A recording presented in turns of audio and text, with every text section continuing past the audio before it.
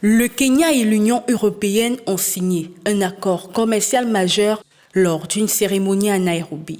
C'est le premier accord de grande envergure depuis 2016 avec un pays d'Afrique où Bruxelles cherche à tisser des liens économiques plus étroits et contrer l'appétit chinois. Le ministre kenyan du Commerce, Moses Kuria, a déclaré après la signature de l'accord de partenariat économique avec le commissaire européen au commerce Valdis Dombrovskis que c'est un moment de très grande fierté pour le Kenya. Une fois entré en vigueur, cet accord de partenariat économique donnera au Kenya un accès libre de droit à l'Union européenne, son plus grand marché, où il envoie environ 1/5 de ses exportations. Il s'agit principalement de produits agricoles comme le thé et le café et de 70% de ses fleurs.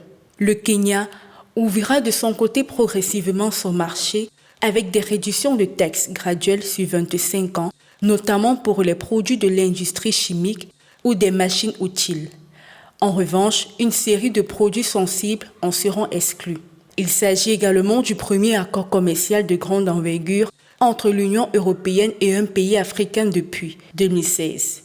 Il intervient après une frénésie de dépenses de la Chine, dont de grands projets d'infrastructures à travers le continent.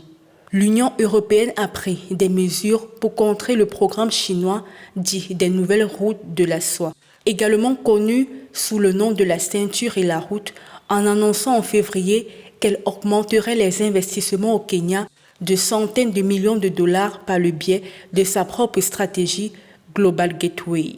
Le Kenya est considéré par la communauté internationale comme une démocratie fiable et stable dans une région turbulente.